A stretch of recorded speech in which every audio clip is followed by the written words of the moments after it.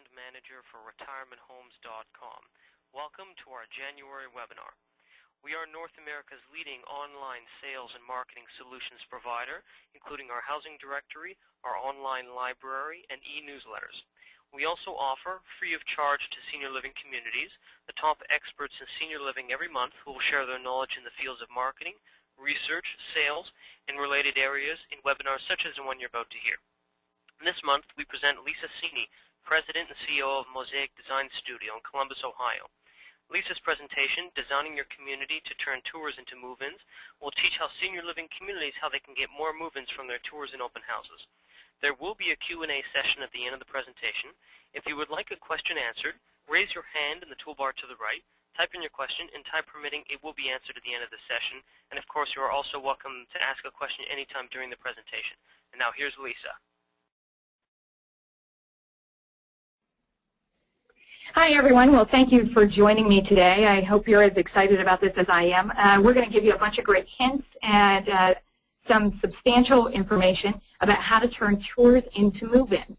And we're going to start out by contrasting, kind of a harsh contrast. So let's just start. The first thing is I want you to think about your senior living community and try and figure out and wrap your head around, are you selling a cruise ship or a prison? So on paper, they're very similar. I have hope the differences between these two experiences. And one is in the physical environment and how you perceive it, and the other is attitude. Well, I hope you remember the folks on this, Julie, Captain Stubing, Gopher, Doc, and Isaac. And this is the love boat. So this is the image that I want you to have when you're thinking about the love boat. Well, I remember that. Hi, Megan. How are you? Thanks for joining me.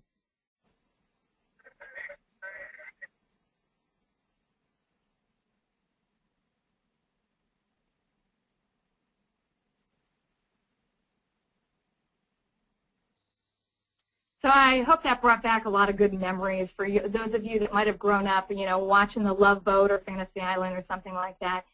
The important part to this is that from the moment passengers saw the ship, they were greeted and welcomed.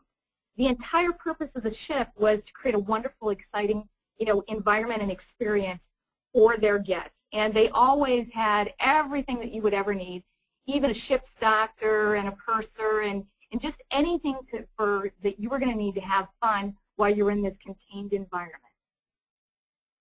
Now, in the Love Boat, you're going to find shared suites and private rooms. You're going to find some dining rooms, fitness areas, recreation facilities, and TV lounges.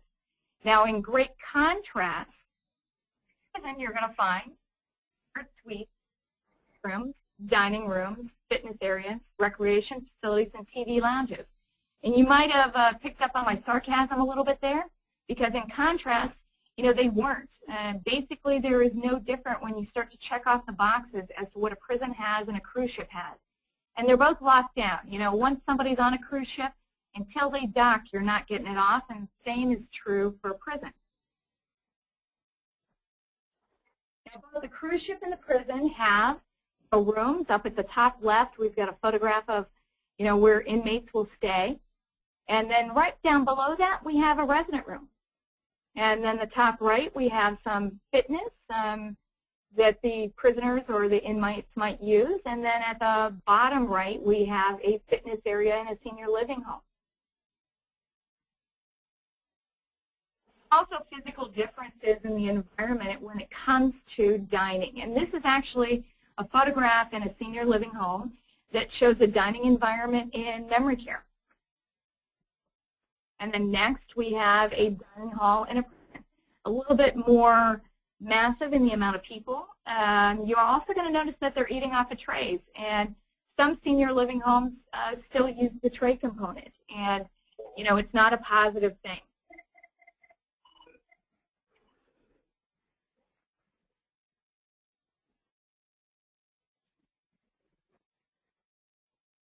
Next, we're going to go on to something that really talks about the attitude of the home.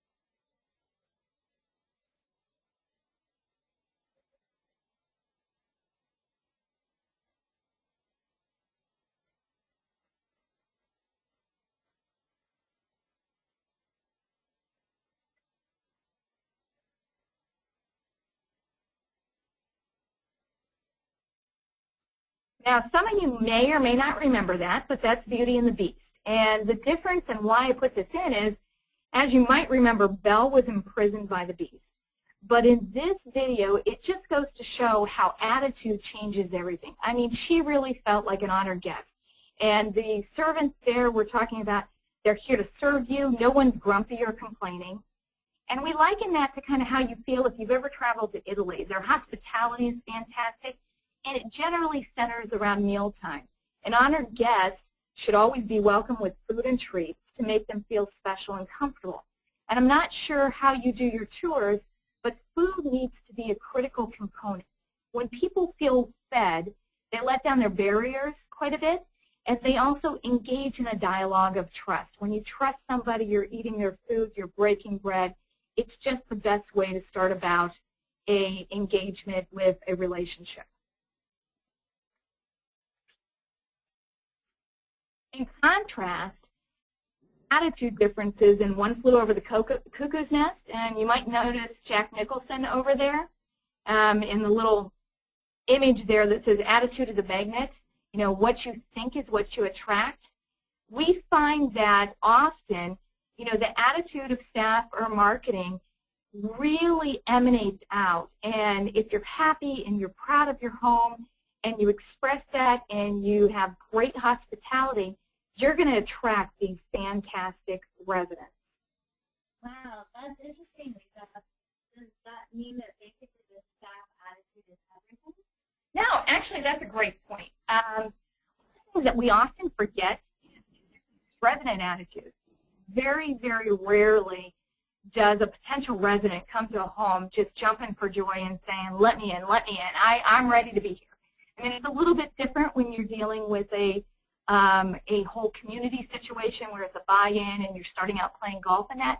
But if you're starting into assisted living or memory care or even nursing, the resident attitude can often be like, you know, pulling a horse to water, bringing a horse to water. So you have to kind of understand that. You have to understand that they're bringing some baggage with them.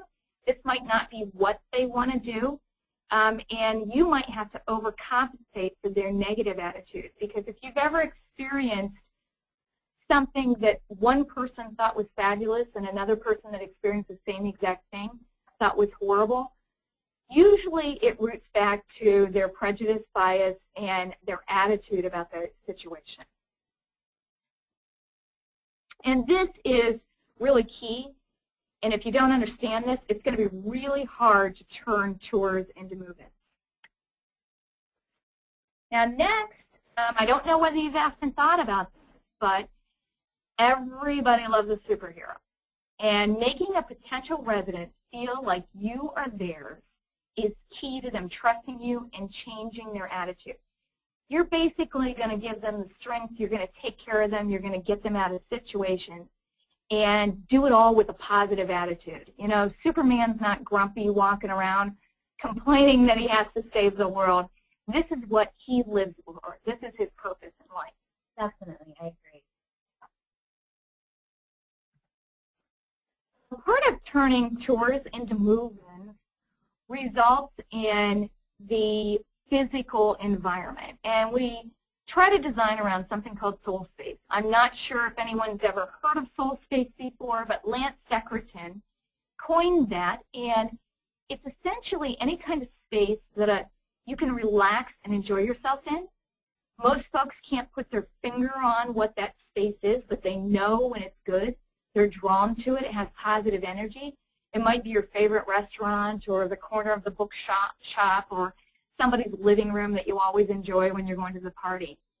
So when we're trying to do this, you need to look at everything. You need to look at all the experiences that the potential resident is going to have when they're coming in for a tour, from the time that they start and approach the building, through the architecture, the landscaping, interior signage, and lighting, and then how we welcome them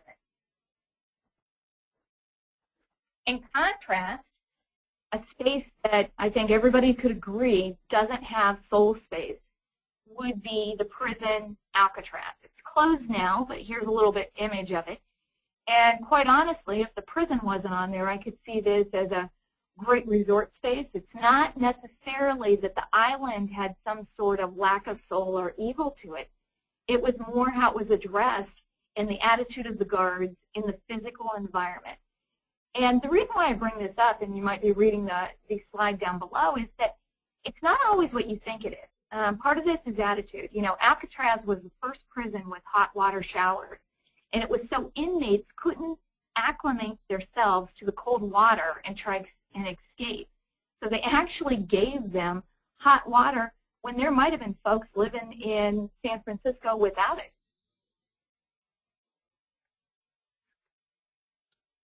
Now we're going to get into the meat of the presentation, some key items to help you reach soul space.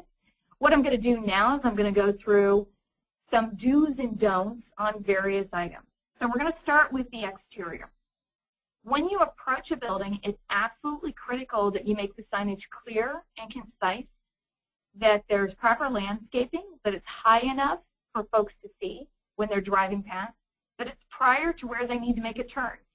This is an example of great signage. Now you're going to notice on there that the contrast between the dark brown and the village center, where it says that right there, that's good enough, that gold against that brown, for most folks to see. The font is high enough. The landscaping is low enough so it's not protruding into it. What the sign is set in is substantial. It doesn't say that it's junk. And then they have lights that are difficult to see, but they have uplights in here. So this is an example of, I feel good about entering here. I feel like it's classy, it's well taken care of, they understand me, they're making it easy for me to get there. Another great example, this is a little bit better on the contrast between the letters and the background, and then it even has an arrow pointing the direction, which is fabulous. It's tiered up, and it gives a little bit of an impression of what the building is going to be like and how you should feel when you go there, that people care. If you care about the street level, it sets the precedent for how you're going to care about the interior and the resident. More good examples, and they don't have to, you know, be overdone. This town village one is great. It's easy to see from the street. It's got lower cost flowers. The shrubs are off to the side, so it's not, you know, getting in front of the sign. You're able to see a light there that lights it up at night. And then the Sonata one actually comes quite offset from the building so that the street you're able to see and turn appropriately. You know, there's nothing worse, I think, Megan, than trying to find someplace and then missing your turn, seeing the sign afterwards. Don't you agree? Absolutely.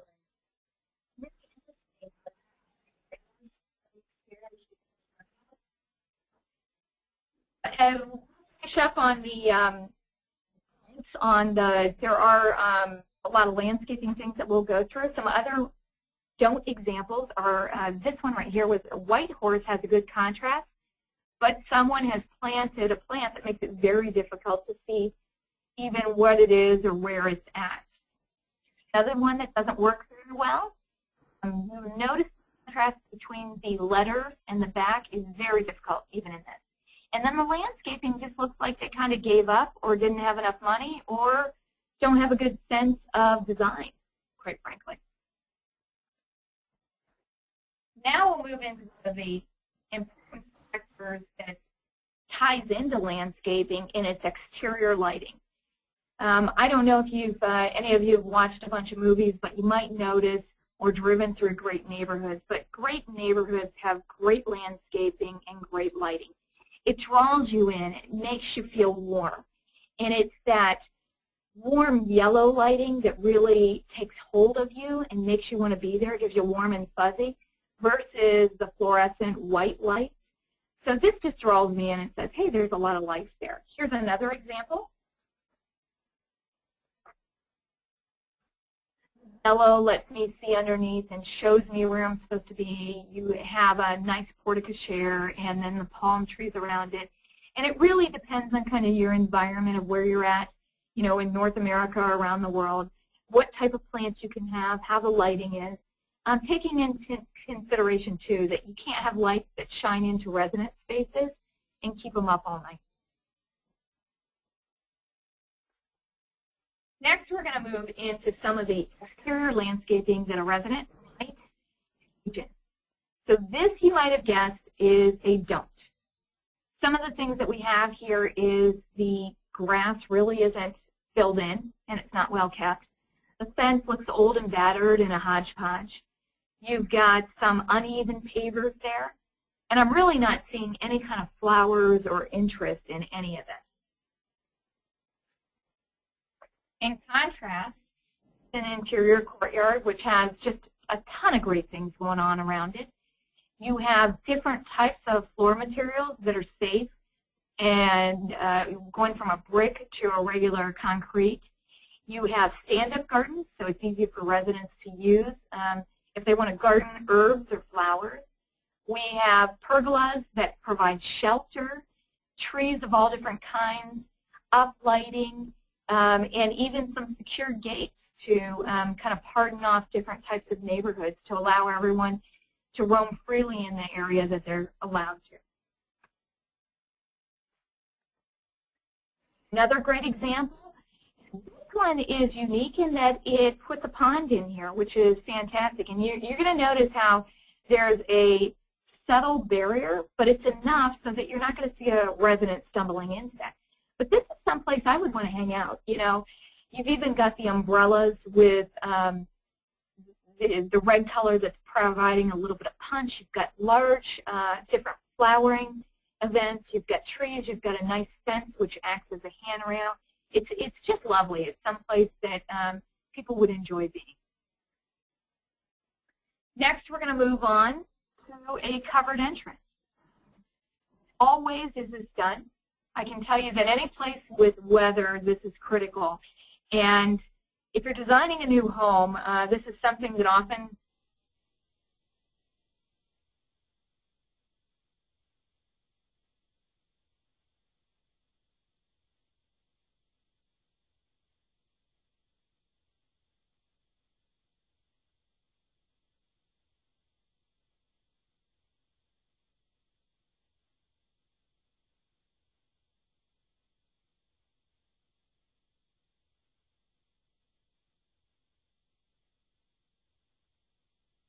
garages now are attached. So if you think of it this way, these folks that are coming to you are not going to be coming through an attached garage. They're coming up through the driveway here, and you can't always plan for it to be great weather. So this helps them to be covered. It provides a sense of destination, makes it easy for them, and also says that you care, that you didn't cheap out on it. Another example, and this is a little bit more wooded, and they've actually taken some of the farmhouse exterior architecture and brought it out.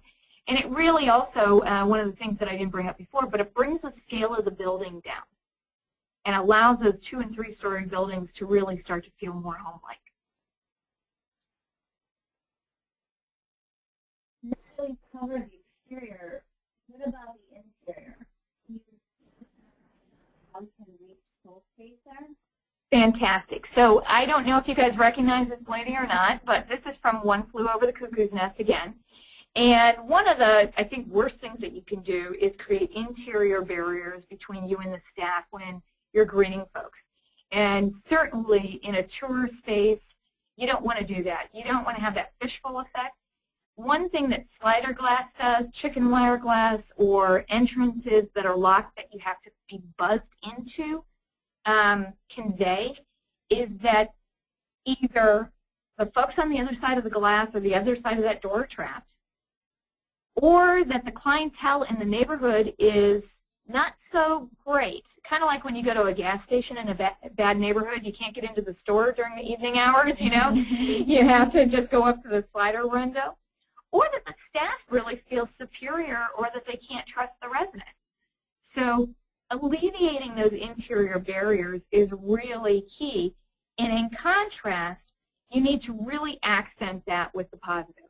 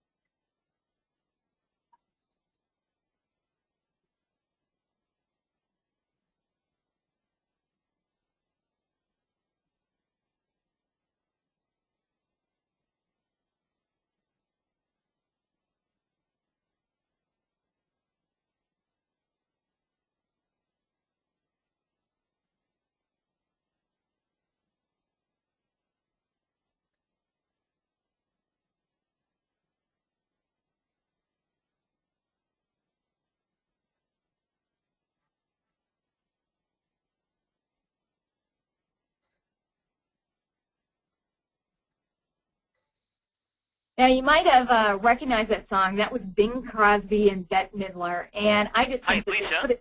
yes. Hi, sorry, this is again Robert here. The audio on that video doesn't seem to be working. Can you just let us know what was in that? Oh, sure. Sorry about that.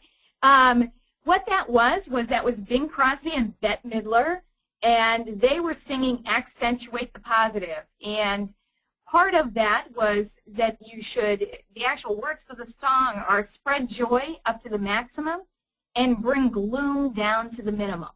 And I think, I'd highly recommend, I'm sorry, I think the other ones worked, but it just is such an upbeat song. It's about your attitude and how you address everything from the moment a tour starts to trying to turn it into a move-in is about taking the negative that could be happening and turning it into a positive. And we want to do this not just with the interior environment and our attitude, but we also want to have the correct smells. We want to have fresh flowers. We want to do everything possible to indicate to your tours and to your resident, potential residents and families that are coming through your events that this is the place to be, that this is about life, this is about living, this is about, having a positive experience besides winding down. You don't want to go there on that. And, if you do this, it really will help you to turn, the tours into move-ins. So further on that, the protocol for how you greet seniors is critical. So you can see up there the Disney folks. You've got Minnie and, Mickey Mouse. You've got Pluto and Goofy and all the rest.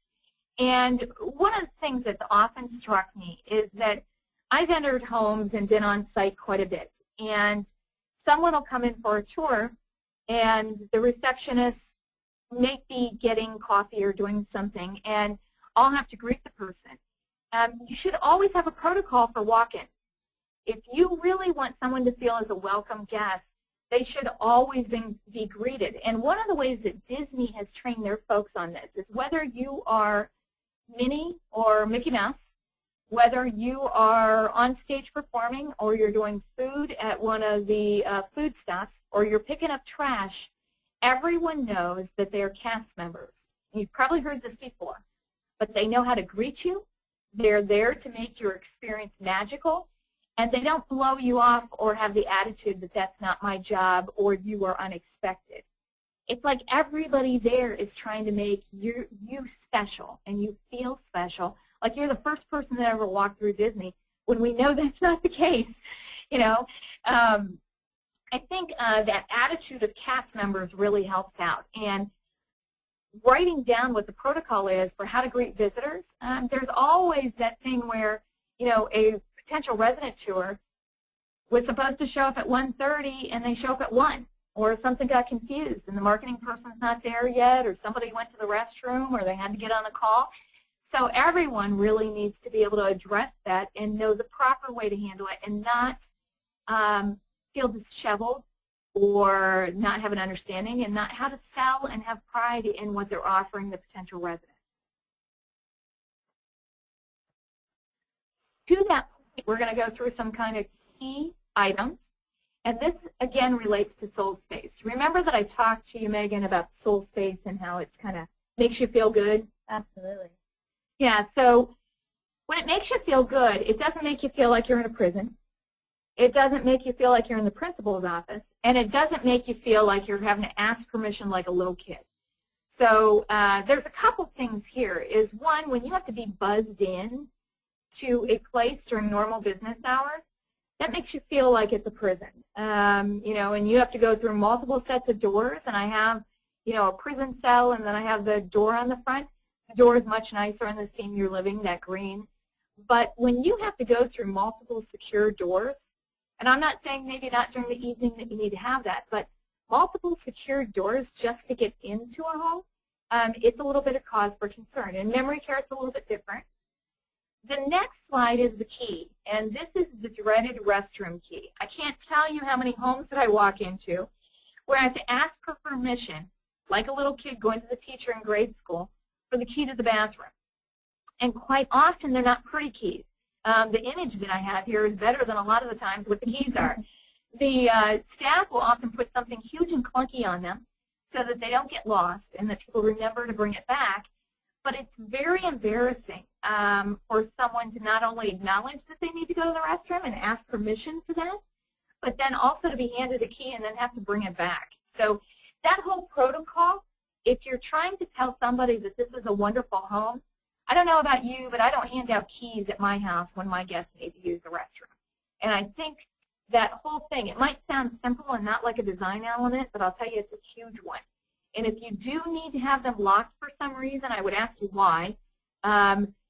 Because if it's not being cleaned constantly or you're worried about somebody using it that might be dirty, I would say you need to look at your housekeeping program. You know, open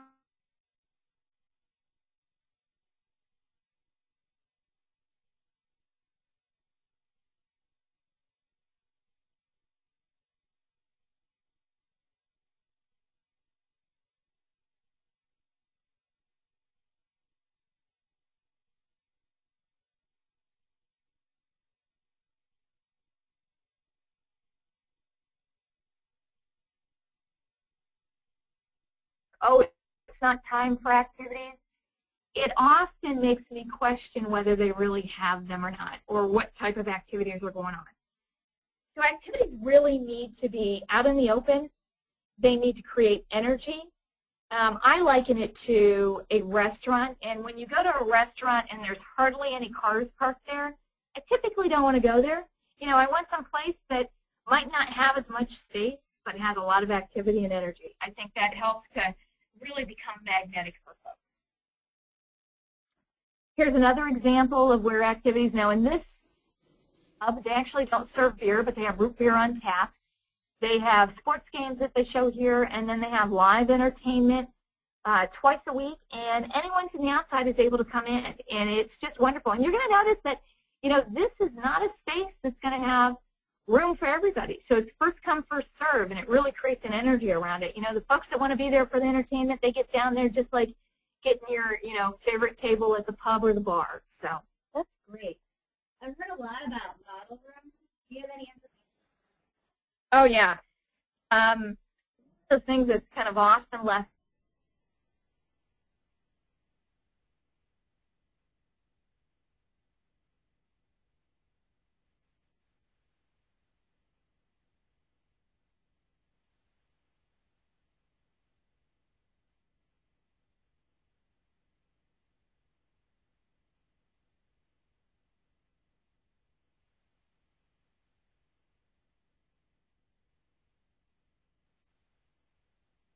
warm and inviting, and you want to have enough models that space is attractive. And I'm going to go back and forth between the two. You see this one is very light and bright and neutral, feminine, I would say. Or this one is a little bit more masculine, or maybe a little more Scandinavian, more for the Vermont areas, or maybe, you know, over southwestern areas, that kind of stuff. So you've got to look at your clientele, who you're marketing to, and make sure that you have enough varied models so that somebody off, but you work clutter them.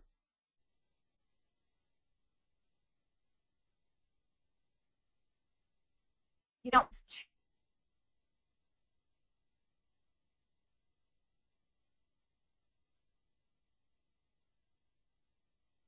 do striking, or but you just want to make spaces that feel great when you come off an elevator, sunroom.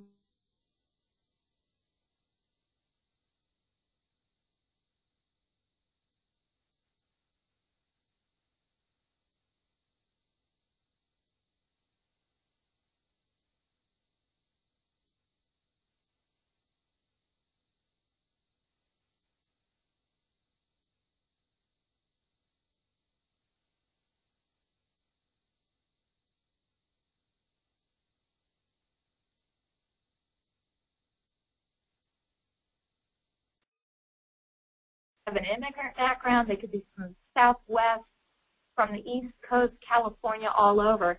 And what we're trying to do is provide enough spaces that people are comfortable somewhere. You know, if I have someone that tells me that they love this area but they don't like that area, that's fantastic. I mean, they should have a feeling about the spaces. If it becomes too neutral, that's your doctor's office waiting lounge. Here's another space, a different example of a pub. This has multiple TVs, a lot more natural light than the other one I showed you with the entertainment. They hold wine and cheese in here and just have a fantastic time. Here's a living room. Some of your spaces that you want to break up is that you want to have intimate spaces that are corralled. And you're going to notice some of the design techniques are instead of taking carpet of one type across the entire floor, we've cut in an area rug type look.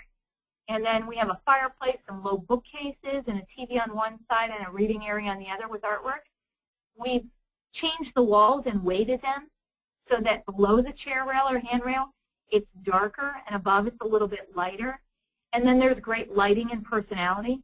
And these might be duplicated, but they might all have a completely different flavor and personality, and that's supported with artwork, with fabrics, with color selections and accessories. Here we have a cafe.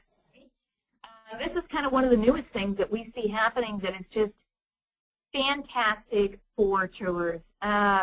If you want to bring in a baby boomer that's looking for their mom, or a resident that's hip and might go to Starbucks or hang out with their grandkids, this is the place to be. We've got computers and online. We've got rotating artwork. Donuts are out there, coffee machines, a little bit funky on the lights and the flooring, so it's fresh. But remember, you know, the folks that are coming to your home, you know, they were in the modern era. They had not only Chippendale furniture and Victorian furniture, but they held on to Art Deco and then went into the modern movement and had Frank Lloyd Wright and, you know, the magazines of the 50s. And somehow we've taken them all back to this Ethan Allen old school look and think that's what they're completely satisfied with. So bringing in some of these fresher, newer elements really helps to bring in the intergenerational space, but also liven it up, and it makes it casual, and people can hang out here. You can have discussions, and they're not a pressure sale here. This is where someone can really feel like this is a space they can hang out and that they would want to move into. Next, we're going to go into some of the things you need to sell. And I believe words have great meaning. And often we're using the wrong words, or we don't know how to sell the right words. You know, Harley-Davidson really understood their brand when they said they were selling freedom. They weren't selling motorcycles. They weren't, you know, you might be a great Harley-Davidson fan, but it's pretty much consensus that they're not selling the best motorcycle. They are selling freedom and a way of life. So you want to sell freedom. You want to sell safety, independence, wellness, not being a burden on others, fun and adventure, and trust. And what you're going to sell against is boredom, fear, burden, sickness, dependence, and distrust. And I'm going to go through these a little bit further because I think that understanding the resident's perspective and the oldest daughter's perspective of whoever is helping to get their, you know, their loved one into senior living is key. And often we come about thinking that they have a need and we just need to show them what we do and show them how we do a great deal, you know, do it great. And then that match is going to be made. But I think that you need to understand that you need to meet them where they are and then overcome some of those things. Guilt, one of the largest of this whole decision is guilt when it comes to a daughter or a son putting their loved one into senior living. You know, quite often I explain it as very similar to daycare for a child. You know, the factors of money, of whether or not there's an opening, those have all been taken care of. That's really not what you're selling against. If you're selling on price, you're not selling on the environment and attitude. And generally speaking, you've got enough competition out there that, they can sell on price. If you really want to turn a tour into a move-in, you've got to get past that and understand that they're coming from a place of guilt. They feel like they should be taking care of this loved one. They might not be able to, or maybe their lifestyle doesn't support it. And so what they're trying to do is get the best possible environment for their loved one. And you can kind of see this in the right fit. In some respects, this is the Goldilocks scale of, this bed is too small, this bed is too big kind of thing, and trying to find the right fit. And if you focus more on the right fit versus on selling on price or opening or fear, you'll have a much better outcome in turning them into move-ins. Next is fear, and this relates to the 24/7 fear that a resident feels, and maybe the oldest daughter or current caregiver of, what if I'm not there? I need somebody to be there with me. And it might not be that they really need meals prepared for them or help with, medication or toileting or anything like that. They just want to know that somebody's going to be there. Or they might just, fear that they're just going to shrivel up alone. And that fear of not having connection and people being around them is critical to the success of this. And when you don't acknowledge that fear, you're leaving people out there to think that you don't get it. We kind of play this off and think that if we don't talk about it, it just won't be there. And instead, when you play on the activities and how we're always there and somebody's going to take care of you, it alleviates a lot of the pressure. Next, we're going to talk about independence. So independence is everything from the bathroom designs to the handrail designs, the low-profile shower entries, anything that allows the resident to be independent longer. Everyone on your team should know these things. I'm talking about your housekeeping folks. I'm talking about your kitchen folks. I'm talking about your marketing folks, the maintenance guys, the caregivers, the CNAs, the head nurse. All these little details, you're going to notice the amber light in the side of the door that acts as a night light, so it's easier for them to get up and be less disoriented. Having a door that swings open and doesn't get in the way in the middle of the night for them to be actually get into the bathroom and get on their own.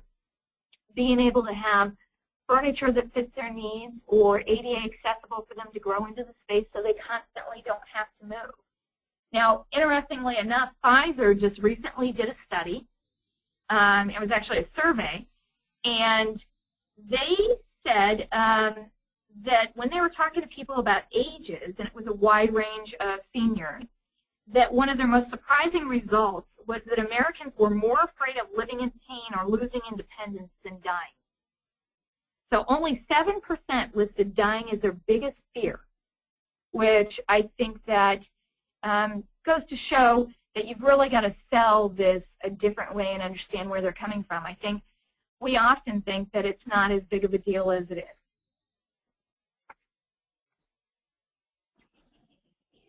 Megan's laughing. I don't know if you could hear her or not, but this cartoon kind of says it all. Life is short, but boredom makes it longer. No one wants to be bored. Part of the way that we alleviate this is with purpose-built spaces. I showed you some of those before. Pubs, art rooms, card rooms, fitness, salon, cafes, libraries. Putting into programs of reading to after-school programs for children. It's a wonderful engagement.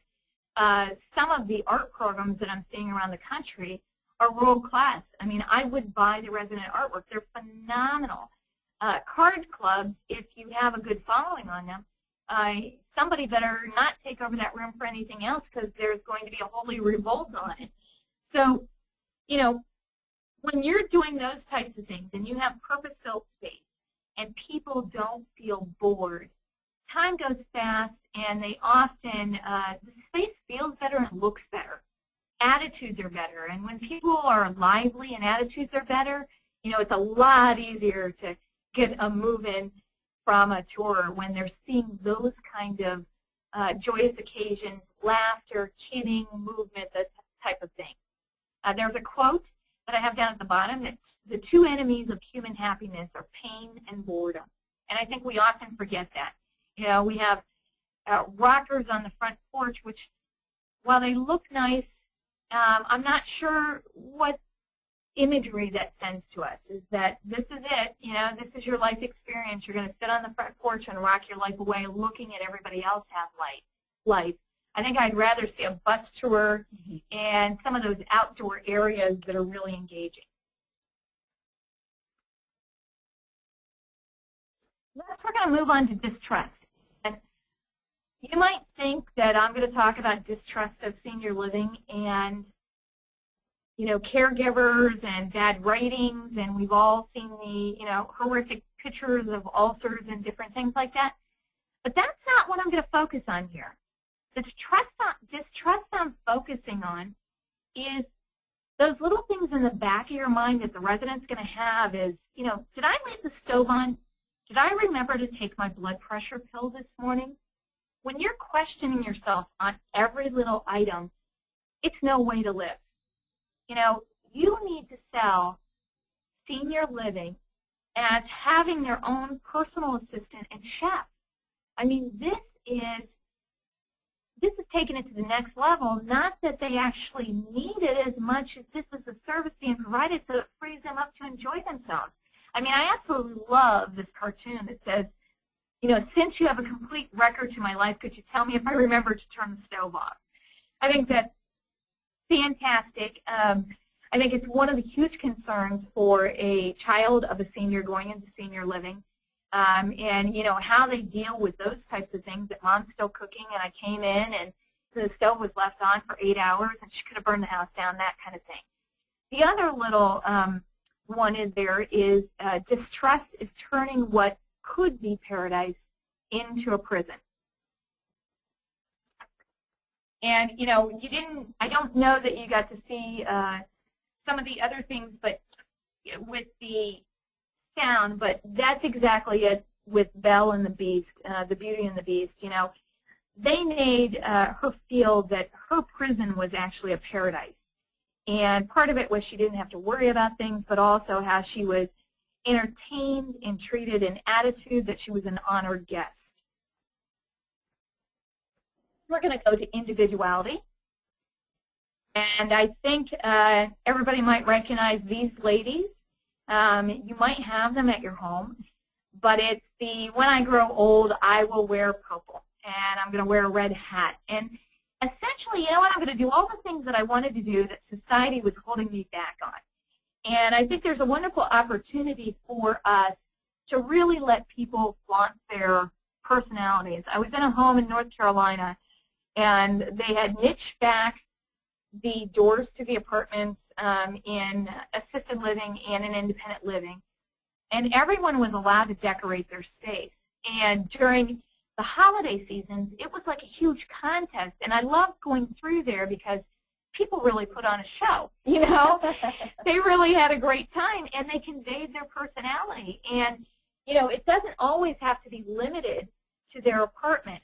Obviously, there's certain things that can't be out in the main areas. But there's little things that can be done on their doors or purse shelves or maybe cabinets or floor mats or things like that that can be outwardly expressive to their personalities, along with just, getting them involved in the activities. I think that's a great way to do it. We often engage residents in resident council meetings on the interiors and families. And understanding their personalities and what's important to them has led me to do a NASCAR room. I've done a Cabela's, hunting space. Those are places that I would have never have done, but it was their individuality, and it made them feel at home. That was their soul space. So in that, I think I've ran through most of the items, and I'm getting ready to close, and I'm going to go to my next slide. And then once I do that, I think we're going to open up to questions. Closing that I have is that here's the test for finding out whether your mission in life is complete. If you're alive, it isn't. And I think we need to remember that with seniors, that they're not entering the home. When they take the tour, they are not entering your home to die and to go on that path. They are entering your home to have a better quality of life than they could by themselves. And when you turn that around, I think it changes everything. I challenge you to look at every aspect of your home and see where you are. Are you a prisoner cruise ship? You know, better yet, ask families and residents. And happy cruising. Thank you very much, Lisa, for that presentation. We have a few questions here. Just while you're answering them, can you pull up to the contact page just in case anyone wants to follow up? Yes, sir. There we go. Wonderful. Thank you. So the first question, what other words besides tour would you suggest? Would you suggest perhaps the term visit? Yeah, I think visit is not a bad word at all. I think tour denotes a sales pitch. And, you know, when you have someone come to your home, they don't come to tour your home when they come to my house. They come to visit my house. You know, we're coming to break bread and engage. And I think that's just a brilliant question, and I should have brought it up. That's fantastic. Thank you very much. I think visit is a much better. Anything that you can do to go against the pitchy sales words, and you know, be careful, because it's not about a sale. It's about improving quality of life. There are folks that are going to sell, and those are the folks that are selling purely on price. You're trying to improve someone's quality of life. I hope that answers that. Thank you very much, Lisa. We have a couple other questions here as well. Which of the items that you discussed should be prioritized in the event of budgetary concerns? Oh, wow. That's a loaded question. You know, I think there's a lot of things that you can do that have no cost, no price tag to them whatsoever. Attitude is number one for me, absolutely number one. You know, we do, you know, if a restaurant has great food and is clean and it has a great staff, the interior can be pretty crappy, the parking can be not so great, and the physical environment doesn't matter as much. On the other hand, if you've got a beautiful environment and you know, the food is pretty good, but the staff is kind of crotchety, you're going to choose whether you want to come back there again. If you have a great environment and the food is bad and the staff is bad, you're never coming back there. So I think you start with the attitude first. You start with breaking bread first and really being hospitable and training your staff on being cast members. And it's everybody's job to make someone feel welcome. And then you start from the entrance and you work your way back. Yeah, I think a lot of folks will lose people right at the street side with their sign. I believe that's critical, and that's one of the first impressions you have. The next is your entrance area, and whether or not you have this lockdown situation like an insane asylum, or whether you're, you know, or a prison, or you're really welcoming and getting people in and having fun. And then you work your way through. The dining experience, I would highly recommend, you know, multiple dining venues versus one big glorious dining room. And so sometimes it's just splitting them up. And then model rooms, you know, model rooms can be fairly inexpensive with some creativity to them. But if I had to do, those would be my priorities. I guess I would say attitude first, how someone enters onto the building, like with the signage, and then not being in a lockdown fashion, and then having a good model room. And then the rest is obviously dining activities, those types of things. But those are the biggies. Okay, and final question here. How can the senior living communities measure the effects of their design improvements? That's a fantastic question. We've actually been going through a study the last couple of years. Typically, when we're doing a renovation, we'll ask what the occupancy is, And then within 2 months, we go to the occupancy rates, and usually we're seeing a 25 to 35% jump. The interesting part about that in the soul space is that you wouldn't think it would matter that much in the attitude of staff, but sometimes a freshen up helps staff more than it even helps a resident or a potential resident or tour, and it makes a huge impact on them. When you're proud of where you work and you feel like it's a good environment, you express that in your attitude and how you relate it to other people. If you think about it, you know, are you more professional in your sweatpants or in a suit and tie? It relates a lot to that. So how the environment is addressed, and again, I would start with cleaning and maintenance. That's always the first step, and attitude training, and then go to the physical environment. Because if your physical environment is great, but your attitude or your cleaning is bad, it's not going to do you any good. You're not going to see a spike in the numbers. But if you have those things righted, you can see, you know, a 25 to 35% increase in your turning visits into move-ins. But if you're really good at it, we've seen, you know, as high as 55% to 75%, depending on where it's at and whether or not there's new competition that moved in next door. Okay, excellent. Thank you very much, Lisa, for that presentation. Again, that was Lisa Cini of Mosaic Design Studio.